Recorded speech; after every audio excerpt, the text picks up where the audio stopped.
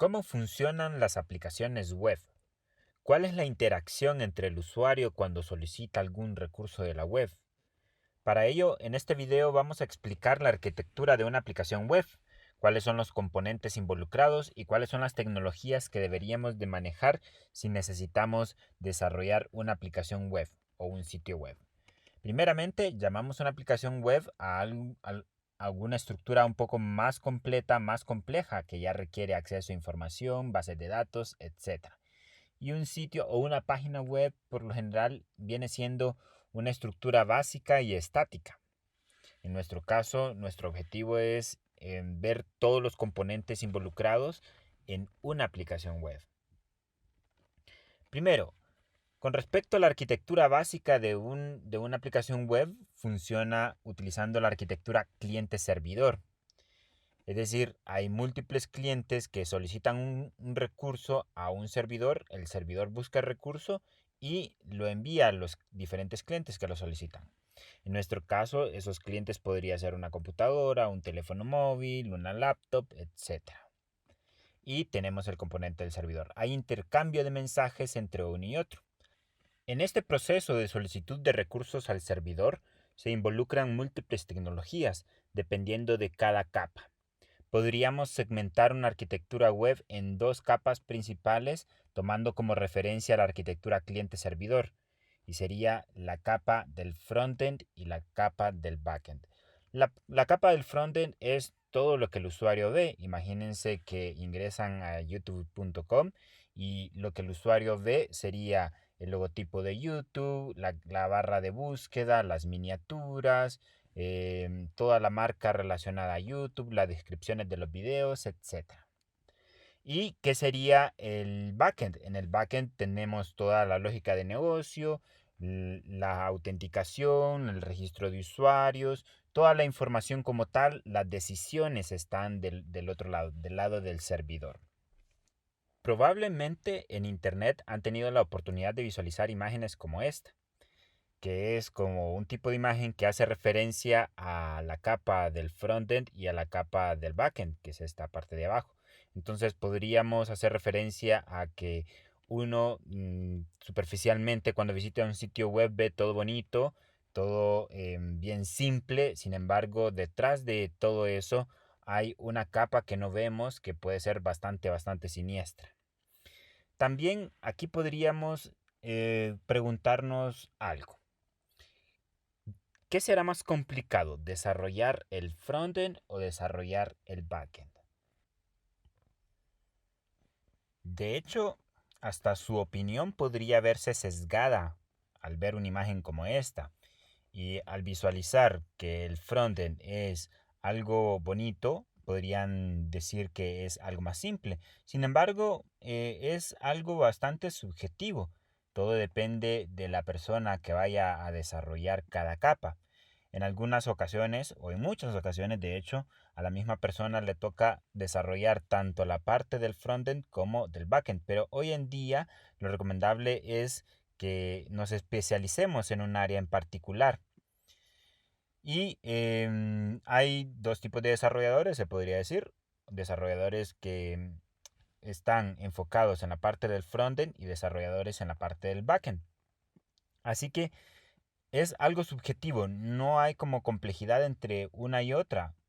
Por ejemplo, si soy un backend developer, podría decir, mi parte es más complicada que la del frontend porque tiene mucha lógica de negocio y demás, así que lo veo de esta forma. Pero si son desarrolladores de frontend, podrían verlo de esta forma. Para que la interfaz se vea bonita, tenemos que integrar muchos frameworks, tratar de integrar todo lo que el diseñador nos provea y etcétera. Un montón de cosas más, además del consumo de información, mostrarse de forma flexible, responsiva, etcétera. Mientras que ven como que el backend es un poco más ordenado. Entonces, todo es desde el punto de vista en que lo veamos. No hay como una parte que sea fácil y una parte que sea difícil. Ambas tienen su complejidad, así que lo mejor es que veamos ambas perspectivas siempre. Y lo recomendable es que nos especialicemos en un área de estas, si nos da, si nos da el tiempo de verlas ambas, pues perfecto, ¿verdad? O de especializarnos en ambas. Hay muchas tecnologías involucradas en cada capa y esas son las que vamos a estudiar a continuación.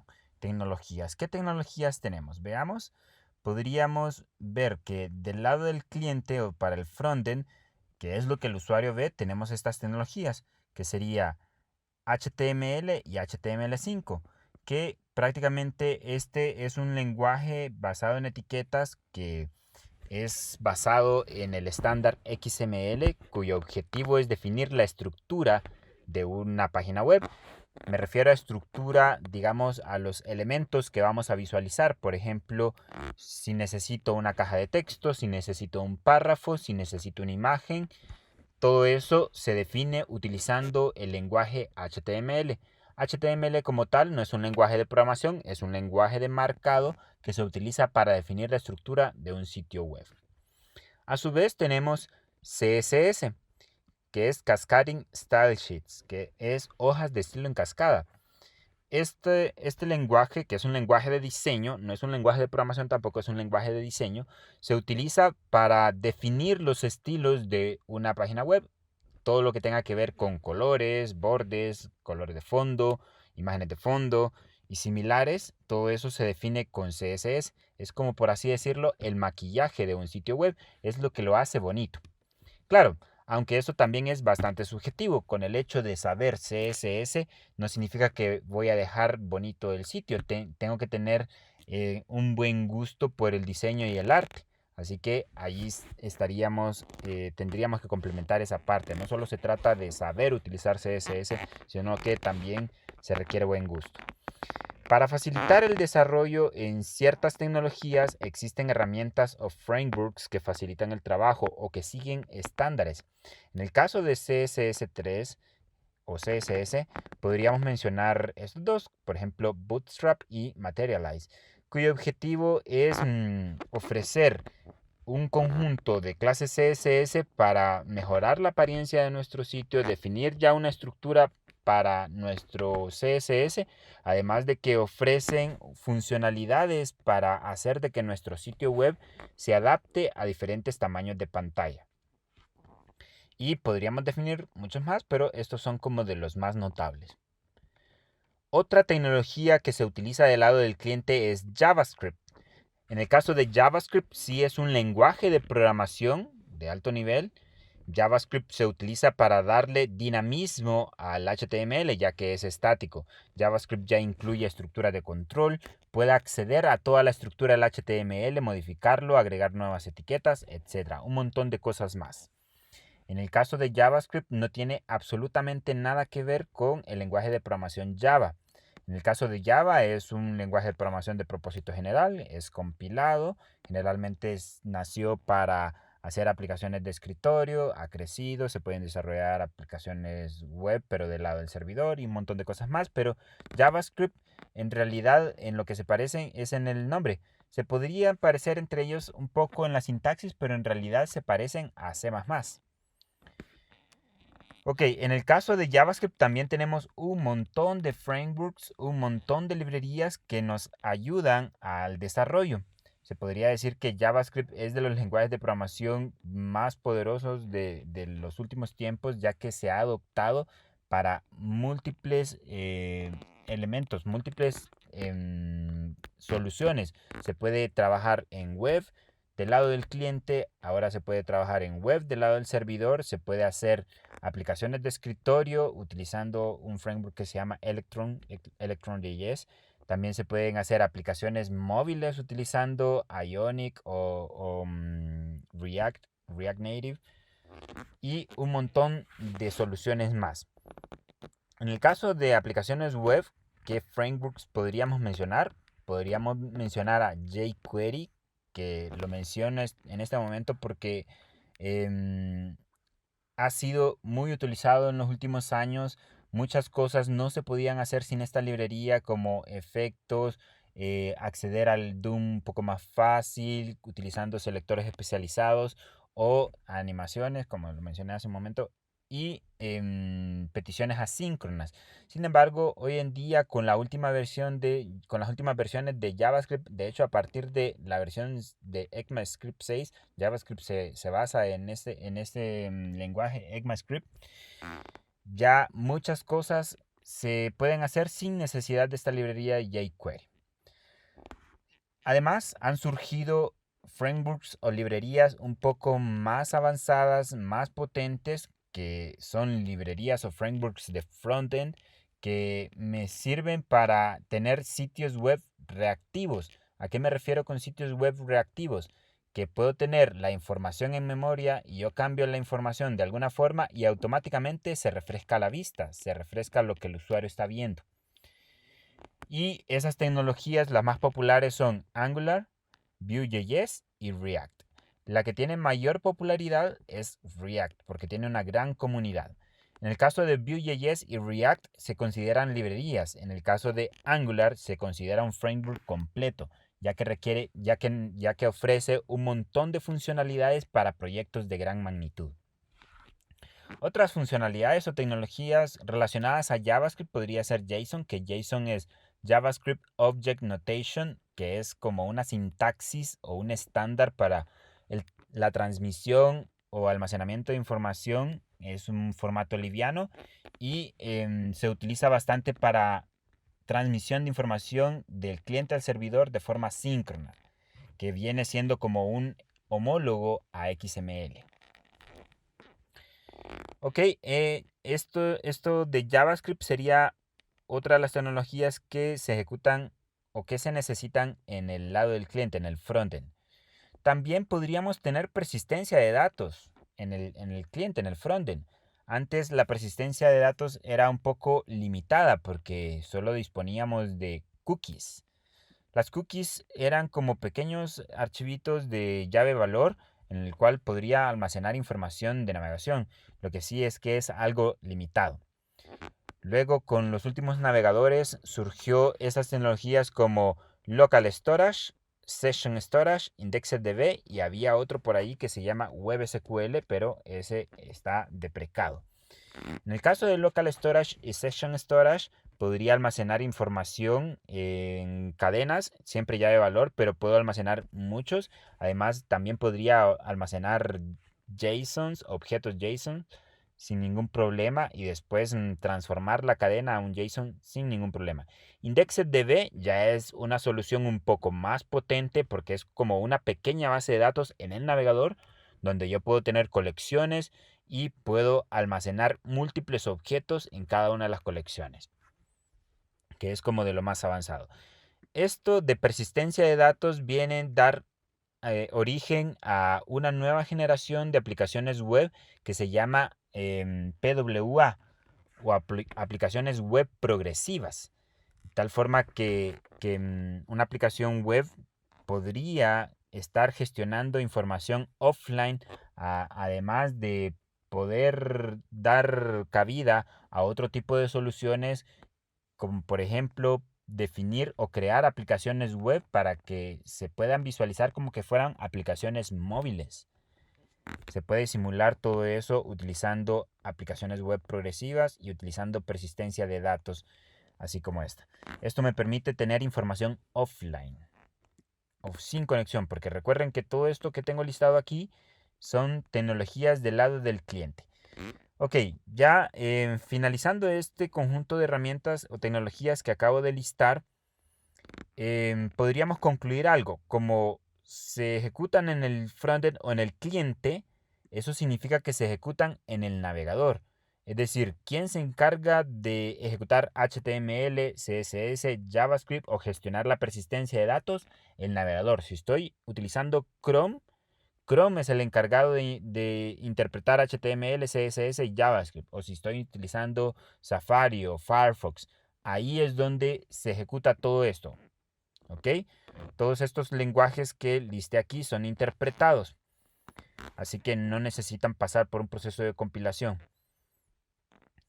Ahora vamos al otro extremo, a la parte del servidor, en el backend.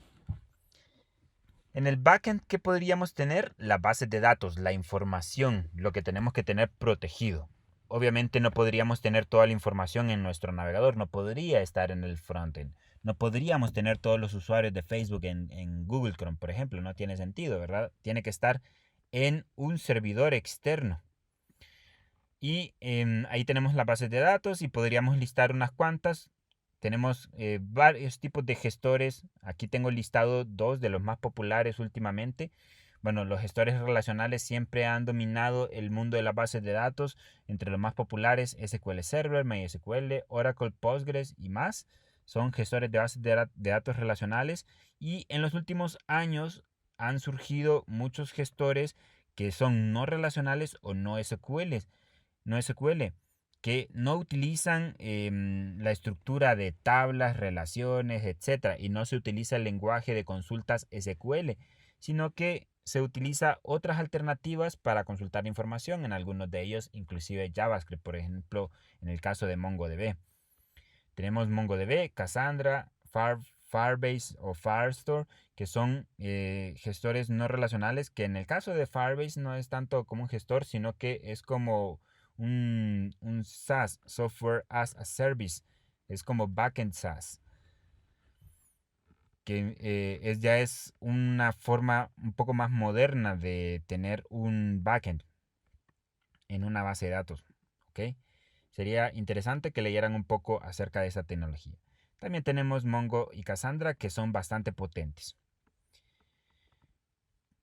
Entonces, esas soluciones podemos tener en nuestro servidor y hay muchísimas más, solo listé algunas por ahí.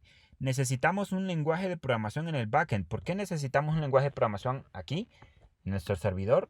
Del otro lado tenemos JavaScript. Ahí podríamos hacer validaciones, podríamos hacer cálculos y demás.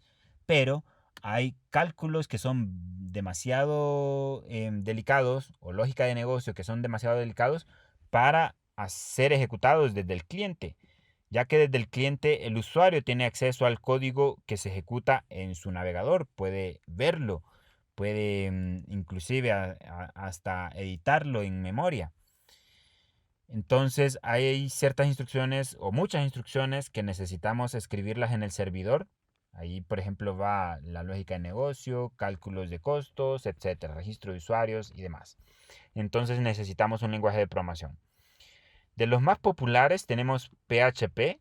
PHP fue de los primeros lenguajes del lado del servidor que existieron, y debido a eso y a su gran popularidad que tuvo desde sus inicios, hoy en día se ha posicionado como el lenguaje de programación de más uso a nivel mundial. Soporta, si no me equivoco, 62% de la web. Grandes plataformas están desarrolladas en este lenguaje de programación, por ejemplo, Facebook o Wikipedia, aunque en el caso de Facebook como que le hicieron muchas adaptaciones para rendimiento, pero hoy en día a partir de la versión 7 de PHP se iguala o supera, de hecho, según artículos, supera en muchos aspectos a estas adecuaciones que le hicieron al intérprete de PHP el equipo de Facebook. En fin, con respecto a PHP, podríamos decir que es un lenguaje algo viejo, pero todavía bastante utilizado y todavía hay mucho por dar mantenimiento a PHP. Han surgido un montón de nuevas tecnologías que quizás son un poco más modernas y pretenden en un futuro desplazar a PHP. Sin embargo, todavía tiene el dominio de la gran mayoría de los sitios web actuales. Más también porque los principales gestores de contenido están desarrollados en PHP. Un gestor de contenidos es una herramienta que me permite tener un sitio web con intervención de programación o codificación mínima. Por ejemplo, WordPress, que es el gestor de contenidos más popular a nivel mundial y está desarrollado en PHP. También podríamos desarrollar backend en Java utilizando servlets o Java Server Page o Java Server Faces y otras tecnologías más. Podríamos utilizarla para backend. Se utiliza bastante a nivel corporativo. Podríamos escribir nuestro backend en Python con Django, Ruby on Rails, también con .NET y últimamente bastante popular Node.js. Node.js es una plataforma que implementa JavaScript del lado del servidor. Node.js está basado en el motor V8 de Chrome. Es decir, es como que hayan sacado el motor, el intérprete de JavaScript del navegador de Chrome que se llama V8 y armaron una plataforma que le llamaron Node.js para utilizar JavaScript del lado del servidor. Ha sido bastante popular para tener JavaScript de punta a punta, es decir, tanto JavaScript del lado del servidor como del lado del cliente, además de que es bastante potente y bastante veloz. Ok, ¿y qué más tenemos? Tenemos un servidor web. ¿Qué es eso de servidor web? Pero ya decimos que el backend prácticamente es el servidor, pero ¿qué es un servidor como tal? Probablemente si nunca habíamos escuchado o es la primera vez que escuchamos hablar acerca de tecnologías web, lo más seguro es que cuando nos dicen servidor, lo que nos imaginamos es los equipos grandes, un data center con sus racks y los servidores. Sin embargo, el concepto de servidor no está relacionado a hardware, no está relacionado al equipo físico, sino que está relacionado más que todo con el software, porque es el software lo que me hace que un equipo sea servidor. Tal y como su palabra lo dice, un servidor, ¿qué hace un servidor? Sirve. Sirve, atiende una solicitud de alguien y le entrega algo. Podríamos inclusive comparar un servidor con un evento de la vida real. Imaginemos en un restaurante un mesero. Un mesero vendría siendo el servidor porque va a servir. Imagine que llega usted al restaurante y hace una solicitud al mesero. A esa solicitud, en términos de desarrollo web, se le conoce como petición. Va a pedir. Entonces le hace una petición al mesero. En esta petición pide unos tacos o unas baleadas con todo. Y al momento de hacer la petición, le pasa los ingredientes, lo lista y se le entrega al servidor. El servidor, ¿qué es lo que hace? Analiza esa petición y va a la cocina, pasa la orden y empieza a buscar todo lo que el cliente ha pedido para pasárselo, para llevárselo. En caso de que tenga los accesos, digamos, en caso de que tenga el dinero para pagarlo, podría ser los accesos. Entonces va a la cocina, tarda un tiempo y lleva la respuesta, o lleva la comida y se la entrega al cliente. Ahí le dio una respuesta. Esa fue la respuesta. Entonces, en eso se basa la arquitectura de una aplicación web. Viene un cliente, hace una solicitud o una petición al servidor, el servidor busca los recursos y los extrae y se los pasa al cliente. Ahora pongamos esto como ejemplo, un evento, digamos, cuando yo visito YouTube. En YouTube, buscando un capítulo de Pasión de Gavilanes, el capítulo 5, le digo a YouTube, necesito el capítulo 5 de Pasión de Gavilanes. Va a YouTube, el servidor de YouTube, el software que sirve de servidor, y va a buscar en sus recursos si tiene ese capítulo y se lo entrega al cliente, le entrega una respuesta. Entonces, esa sería la lógica. Y con respecto a servidores web, es software, ¿verdad? Y en muchas o en la mayoría de las ocasiones está ligado a el lenguaje del lado del servidor que estemos utilizando. Por ejemplo, si estamos utilizando PHP, el servidor web más común se llama Apache. Apache. Así que si queremos que nuestra computadora funcione como un servidor, tendríamos que instalar ese software para trabajar con PHP. Necesitaríamos instalar Apache. Obviamente, como hemos dicho, lo que me hace que un equipo sea un servidor es el software. Así que yo podría hacer que mi laptop sea un servidor y crear mi sitio web y que todo el mundo acceda de alguna forma a mi computadora a través de internet y pueda visualizar mi sitio. Sin embargo, obviamente la carga sería demasiada. Por eso es que surgen las granjas de servidores y que son equipos con gran capacidad en los cuales se instala un software servidor para que esté atendiendo las solicitudes. Prácticamente Apache lo que haría es estar pendiente de solicitudes de clientes para ir a buscar en la base de datos o buscar el recurso utilizando una rutina escrita en algún lenguaje de programación del backend para procesar la petición del cliente y enviársela. Así que necesitamos un servidor web. Apache. Este sería en el caso de PHP. En el caso de Java tenemos, por ejemplo, veamos Java, tenemos Apache Tomcat, que no son el mismo servidor, ¿verdad? Este Apache Tomcat es para Java. También tenemos Glassfish, otros más. En el caso de Java hay muchas soluciones para servidores. Por ejemplo, en el caso de Node.js es algo bastante curioso y en el caso de Node.js no instalamos un software como tal para tener un servidor, sino que con el mismo Node.js programamos un servidor. Se puede programar un servidor directamente con la plataforma de Node.js, sin embargo, la forma más habitual de hacerlo es con un módulo que se llama Express para facilitar el desarrollo de un servidor web. ¿Ok? Así que esas son las tecnologías involucradas en el backend. ¿Y cómo es la interacción entre el cliente y el servidor? ¿Puede ser directa? Sí, pero no. Anteriormente o en años anteriores, hace mucho, por así decirlo, la única forma de hacer una solicitud del cliente a servidor era de forma síncrona, se le llama.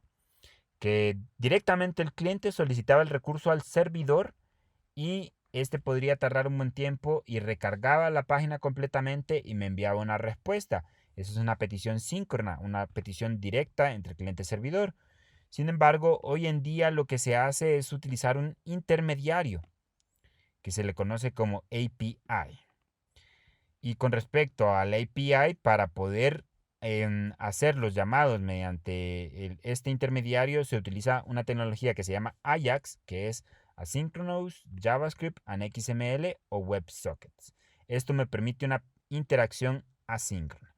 Y con respecto al desarrollo de un API, pues se puede hacer mediante REST o SOAP, o hay otras tecnologías que han surgido actualmente para gestionar una API. Está GraphQL de Facebook, que es bastante interesante para tener un único endpoint para poder hacer cualquier petición. En fin, estos ya serían como conceptos un poco más avanzados que podríamos ver en otros videos. De igual forma, podríamos abordar cada una de estas tecnologías de alguna forma. Listo, eso es con respecto a las tecnologías. Veamos qué más. Ya vimos lo del servidor. Ahora, ¿cómo puedo hacer de que mi sitio resida en Internet? Podríamos hacerlo de dos formas. La primera sería, que mi equipo sea un servidor, le instalo algún software servidor o programo mi servidor con Node.js o como sea, y lo que hago es rentar una dirección IP pública, porque yo, a pesar de que mi computadora esté conectada a la red, no es como que todo el mundo pueda acceder, ¿verdad? Porque por defecto una computadora al conectarse a una red interna lo que tiene es una dirección IP privada y no se expone ningún tipo de recurso a la web. Para ello necesito una dirección IP pública, que para ello necesito pagar. Se necesita pagar a un proveedor de servicios. En cada país debe haber algún proveedor de servicios, Tigo, Claro, etcétera. Pero eso significa que al configurar una dirección IP pública en mi computadora sería el servidor y tendría mi sitio web en mi computadora y tendría que tenerla encendida 24/7 para que todo el mundo pueda acceder a cualquier hora. Además de que tendría que tener buena capacidad para soportar la carga de usuarios. Así que lo que se suele hacer es instalar todo el software en un equipo más con más capacidad, un servidor como tal, un hardware específicamente para servidores. Obviamente este es un equipo bastante caro, Así que lo que se suele hacer es rentar un, un hardware con la suficiente capacidad para soportar la demanda o las peticiones de muchos usuarios. Entonces, hay muchas empresas que ofrecen este tipo de servicios, que se le llama servicios de hosting o hospedaje. Un hosting se le suele llamar a un espacio en la nube. Y digo en la nube para ser un poco abstractos, pero en realidad está en una granja de servidores en algún lugar del mundo. Puede ser en Taiwán, en China, en cualquier lugar, no sé, se me ocurre. Pero ahí pueden estar los servidores y ahí podríamos rentar un espacio en algún servidor que nos ofrezcan todas las tecnologías que necesito para poder procesar las peticiones de los usuarios. Y aquí muestro varios proveedores de hosting actuales y bastante utilizados. Tenemos en el caso de GoDaddy, que ofrece principalmente soporte para PHP, igual HostGator. Tenemos Heroku, que es un poco más profesional como para sitios un poco más complejos y con un mayor repertorio de tecnologías de backend como Node.js, como Python, Java, etcétera. Mientras que GoDaddy se centra un poco más en PHP. Tenemos tecnologías bastante modernas, como en el caso de Firebase. Firebase ofrece un hosting que es bastante bueno, la verdad, y ofrece también integración con su base de datos en línea en tiempo real, ya sea con Firestore o Firebase en tiempo real. También tenemos soluciones súper completas como Amazon Web Services, que ya ofrecen un montón de herramientas para hacer aplicaciones web mucho más completas y con bastante demanda.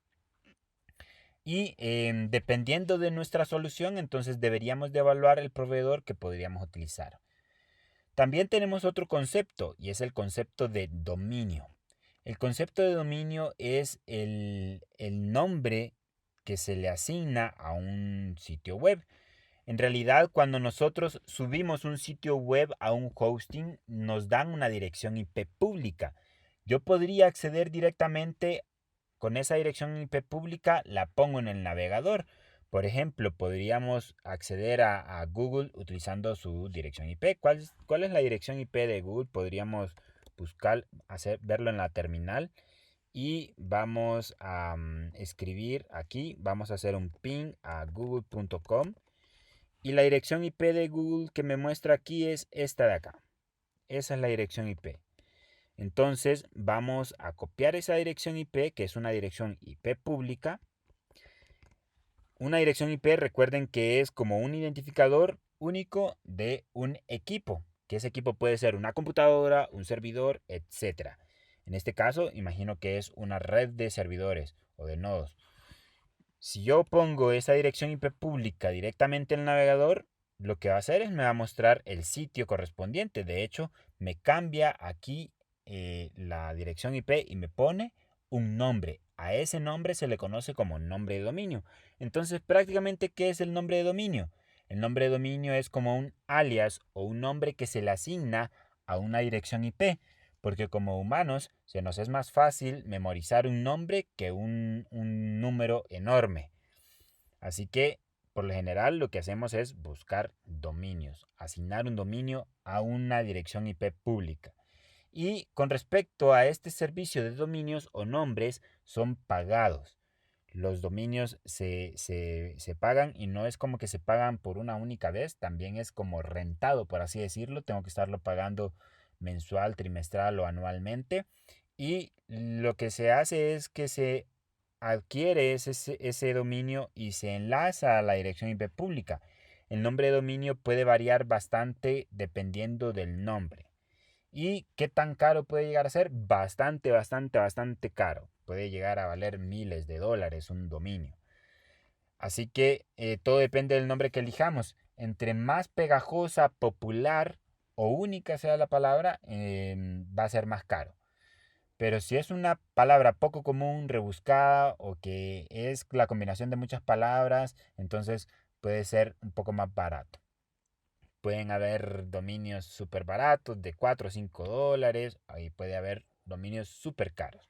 Así que si están emprendiendo o quieren desarrollar un sitio web, primero busquen si el dominio que necesitan está disponible para que puedan comprarlo y si es accesible también, ¿ok?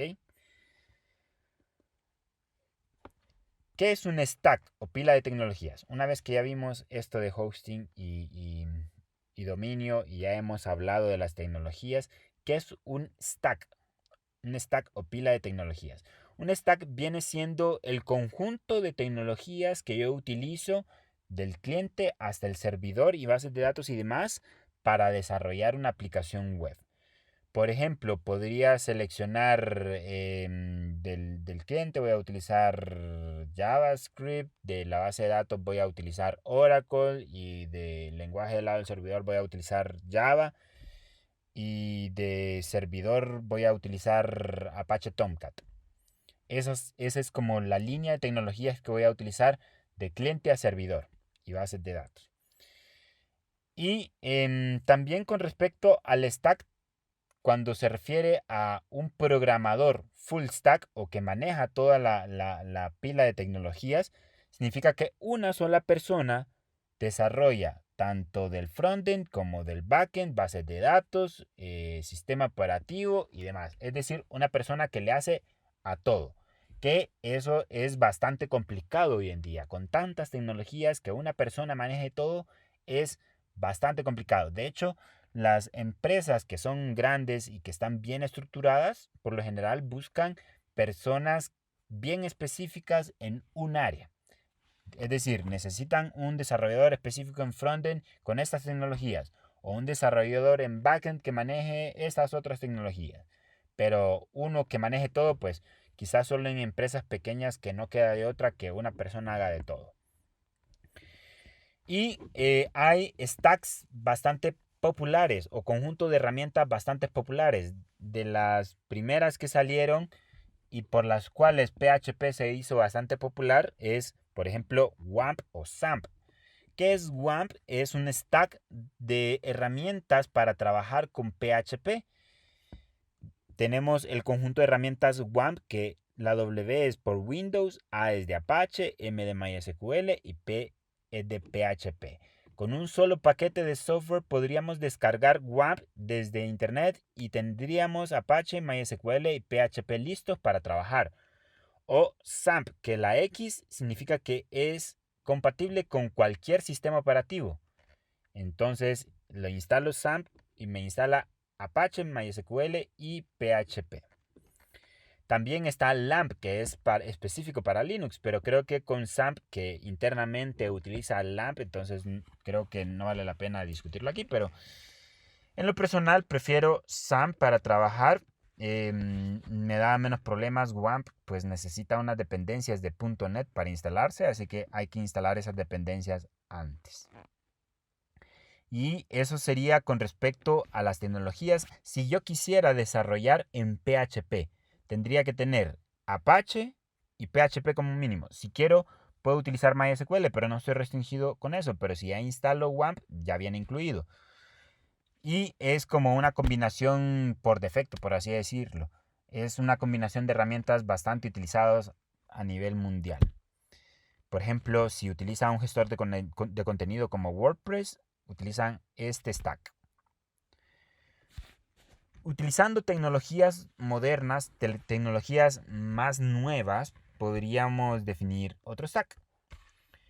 Este stack sería MIN, M-E-A-N, Mongo, Express, Angular y Node.js. Como base de datos, MongoDB, que es no relacional, Express, que es un módulo de Node.js para facilitar un poco el desarrollo en Node y poder desarrollar un servidor web y poder desarrollar un API completa. Angular, que viene siendo un framework de frontend para gestionar todo el renderizado del frontend y el acceso a los datos. Node.js, que vendría siendo la plataforma del lado del servidor que utiliza JavaScript como lenguaje. Y este es como un stack que ha agarrado bastante fuerza. También tenemos otro que se llama Mern, que en vez de Angular utiliza React. que es bastante popular también. Y lo bonito, por ejemplo, de este stack es que utiliza JavaScript de punta a punta. ¿Por qué? En el caso de Mongo, para poder consultar la información se utiliza JavaScript, además que la información la almacena en objetos de JavaScript, es decir, en objetos JSON.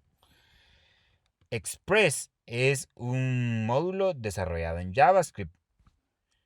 Angular es un framework basado en JavaScript. Y Node.js es JavaScript del lado del servidor. Así que, ¿cuántos lenguajes de programación necesito para manejar este stack? Solo uno.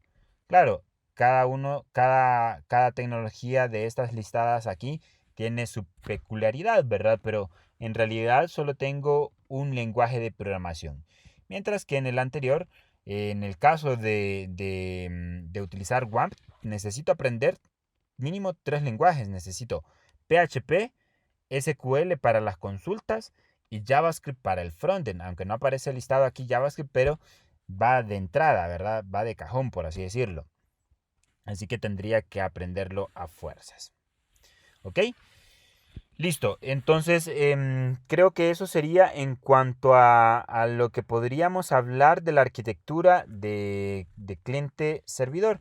Creo que para terminar vamos a ver un poco cómo podríamos poner en marcha estas herramientas. Enfoquémonos en esto primero, en WAMP o SAMP. Vamos a instalar el entorno para trabajar con PHP. No es nada complicado, lo que tienen que hacer es buscar en Google WAMP o SAMP, lo descargan y lo instalan. Una vez instalado, en mi caso yo tengo instalado SAMP, entonces buscan la aplicación en su lista de aplicaciones y lo levantan. Entonces al inicializar SAMP, dependiendo de la versión, les puede mostrar una interfaz para levantar el servidor Apache. ¿Qué significa levantar el servidor Apache? Significa que va a poner en marcha el servidor para que esté escuchando peticiones de clientes y pueda ofrecerles sus recursos, ofrecer sus páginas web, etc. Entonces yo aquí ya tengo levantado mi servidor, ya instalé SAMP y esta es mi interfaz. Estoy utilizando Mac y esta es la interfaz que me ofrece. Y aquí inicio el servidor Apache. Esta es la dirección IP privada. No tengo dirección IP pública, es una dirección IP privada. Es decir, solo puedo verla desde mi computadora y puedo verla desde computadoras que están en mi misma red local y que tenga accesos, obviamente, ¿verdad? Que tenga habilitado mi firewall y demás. ¿Dónde tengo que poner mis sitios, mis recursos o mis páginas web para que puedan ser accedidas? En el caso de SAMP, necesito ir a la carpeta de instalación, que en este caso se llama Lab, me monta una nueva unidad en el caso de Mac. En el caso de Windows y Linux, en el caso de Windows creo que lo instala en una carpeta que se llama SAMP y ahí tendrían que buscar una carpeta que se llama htdocs. En htdocs, todo lo que ponga dentro de esta carpeta va a ser público para que puedan acceder a esos recursos. Prácticamente el servidor Apache va a buscar en esa carpeta los recursos que el cliente solicite. Por ejemplo, si necesita este archivo que se llama applications.html, entonces lo va a ir a buscar ahí para entregárselo al cliente. Este es en el caso de SAMP, pero en el caso de WAMP, la carpeta que ofrece es en la carpeta de instalación buscar una carpeta que se llama www. Entonces, todos los archivos que queramos exponer para que el cliente pueda acceder, entonces lo ubicamos en esa carpeta.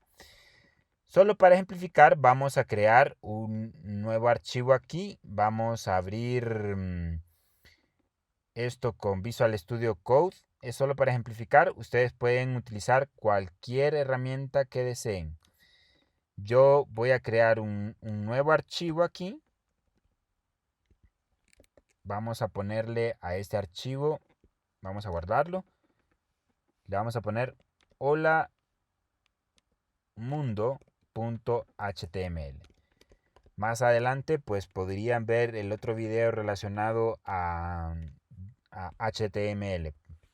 Vamos a asumir que ya saben un poco de HTML y solo voy a escribir una estructura básica de HTML con su encabezado, el cuerpo y demás. Y aquí voy a poner un H1, un encabezado que diga hola mundo. Ok, ya lo guardé, o pueden abrir directamente el editor Visual Studio Code o Sublime o cualquiera y le dan guardar como y buscan la carpeta que se llame htdocs de la instalación de XAMPP o www de WAMP. Y aquí está el archivo holamundo.html. Entonces, como mi servidor está levantado, yo puedo acceder a través del navegador utilizando el puerto que me indique, que en este caso, si no me equivoco, es el 8080. En algunos casos hay que ponerlo, en otros casos no. En mi caso sí. Entonces vamos a acceder aquí a localhost 2.8080 pleca hola-mundo.html y ahí estoy visualizando el archivo que acabo de crear. Entonces, cuando yo pongo localhost, me estoy refiriendo a mi propio equipo. Localhost viene siendo como el nombre de dominio de mi computadora, el nombre de dominio por defecto. Recuerden que hablamos del nombre de dominio, que es un alias que se le da a una dirección IP. Pero, ¿cuál es mi dirección IP? Podría poner en vez del nombre de dominio la dirección IP correspondiente, que podríamos hacer un ping a nuestro equipo, ping localhost, y visualizar la dirección IP local. O podríamos utilizar la dirección IP por defecto de cualquier computadora, que no importa el sistema operativo. Esa dirección IP es 127.0.0.1, que es equivalente a localhost. Y ahí está. Entonces, lo que estamos haciendo aquí al intentar acceder con el nombre de dominio, la dirección IP y el puerto es enviar una solicitud o una petición al servidor Apache.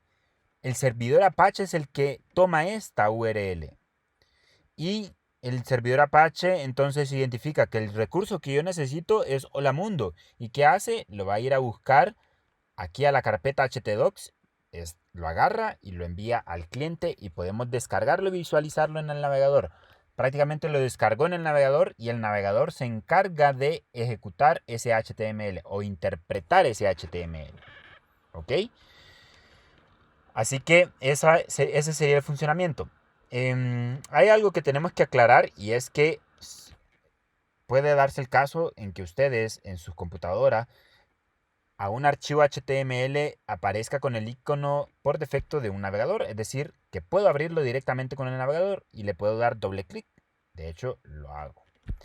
Sin embargo, cuando yo abro un archivo HTML directamente desde el navegador de carpetas al darle doble clic, si se fijan la URL es una ruta absoluta, es decir, me muestra la ubicación del disco duro de donde está ubicada ese archivo. Si utilizan Windows, probablemente les aparece ahí C dos puntos, pleca pleca, todo lo demás, ¿verdad? Pero, ¿qué pasa aquí? No está pasando por el servidor Apache. El servidor Apache no está recibiendo esta petición, sino que nos estamos yendo directamente por toda la estructura de carpetas del disco duro. Y eso es incorrecto. Obviamente, a esta ruta no podrían acceder ninguna computadora externa, ¿verdad? No es como que nosotros para acceder a Google vamos a acceder a su disco duro directamente, ¿verdad? No, hay un intermediario y ese intermediario se llama servidor web, ¿ok? Así que no deberían de acceder a un archivo de esta forma. Siempre accedan mediante el servidor Apache poniendo el nombre de dominio y el nombre del puerto. Y eso sería con respecto a implementar un servidor Apache para trabajar con PHP. Veamos rápidamente cómo sería en el caso de Node. Voy a explicar rápidamente cómo armar un servidor en Node. Claro, no es el objetivo ser bastante específicos con esto, solo lo voy a codificar. Deberían de tener un poco de conocimientos en JavaScript, pero de momento, si no es su objetivo comenzar a trabajar con Node.js, pueden dejar el video hasta aquí y comenzar ya con los otros videos relacionados a HTML o CSS. Pero de igual forma, solo para terminar el video, voy a hacer el pequeño servidor utilizando Node.js. Para trabajar con Node.js necesitamos descargarlo desde Google. Buscamos Node.js, lo descargamos y buscamos la versión más reciente y estable. Por ejemplo, aquí tengo dos versiones, la 12 y la 14. La 14 es la última, pero la 12 es LTS, que es la que se le está dando Long Term Support o soporte prolongado. Así que es la más estable. Así que es lo recomendable es que descarguen esta. Lo descargan, lo instalan y ya podrían utilizar Node.js en sus computadoras. No es como SAMP ni nada por el estilo. De hecho es completamente diferente, ya que no ofrece un servidor web como Apache, sino que tenemos que programarlo nosotros. Así que vamos a programarlo. ¿Dónde escribo un proyecto en Node.js? ¿Hay una carpeta en particular? No. No es como en el caso de WAMP, que necesito copiar los archivos en htdocs. En el caso de Node.js puedo ponerlo en cualquier lado. Así que me voy a ir a esta carpeta que se llama repositorio de ejercicios para este curso. Y vamos a crear una nueva carpeta que diga Hola Mundo. Y voy a abrir la carpeta utilizando Visual Studio Code. Aquí está la carpeta. Y vamos a abrir una consola integrada de Visual Studio Code, View, Terminal. Aquí está. Y vamos a crear un nuevo proyecto de Node.js. Node.js trabaja en línea de comandos y se utiliza varios comandos para trabajar. En este caso vamos a utilizar un comando que se llama npm, son las siglas de Node Package Manager. Y vamos a crear un proyecto de Node.js utilizando npm init. Y Node.js organiza todo en paquetes y me está pidiendo el nombre del paquete por defecto de mi proyecto y lo voy a dejar con ese nombre por defecto, que es Hola Mundo. Solo voy a presionar Enter. La versión, voy a presionar Enter. Descripción si quiero poner. El punto de entrada index.js, que debería de ser ese por defecto. Un comando de prueba, un repositorio en GitHub, palabras clave, el autor, todo eso. Presiono Enter por defecto y eso sería todo. Ahora, me creó un archivo llamado package.json. Entonces ese archivo lo que hace es gestionar todas las dependencias del proyecto. Ahora lo que vamos a hacer es instalar Express. Quiero recalcar nuevamente que estoy haciendo un servidor de forma rápida, pero el objetivo de esto no es explicar a cabalidad Node.js. Más adelante pueden ver otros videos relacionados a cómo desarrollar en Node.js, cómo crear un servidor, un REST API, conectarse a base de datos, etc. Sin embargo, esto solo es para ejemplificar un servidor básico y exponer un archivo, así como lo hicimos en el caso de WAMP, poner el Hola Mundo para poder visualizarlo desde el navegador. Así que aquí ya creé el proyecto vacío, me creó ese archivo package.json y conforme utilicé ese comando npm init, me pidió que el punto de acceso era index.js y en ese archivo voy a programar mi servidor. Aquí tengo que hacerlo por mi cuenta. No es como en el caso de WAMP, que ya es un software ya prefabricado. Y para poder hacer mi servidor de forma fácil, vamos a instalar Express. Vamos a escribir en la consola npm install express --save. Ese --save me sirve para agregar la dependencia en este archivo package.json.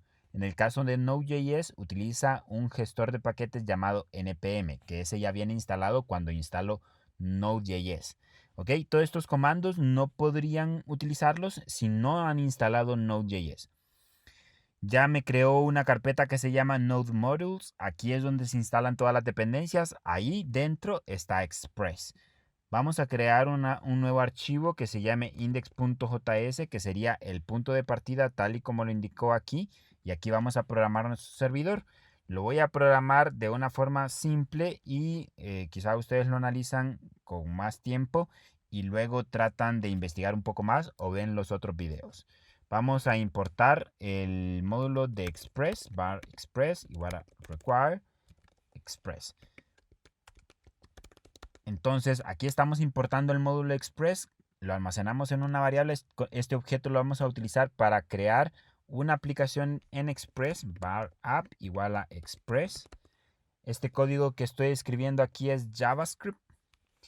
Ahora vamos a utilizar app use, luego express.static, y con esta línea lo que vamos a hacer es exponer una carpeta de forma pública.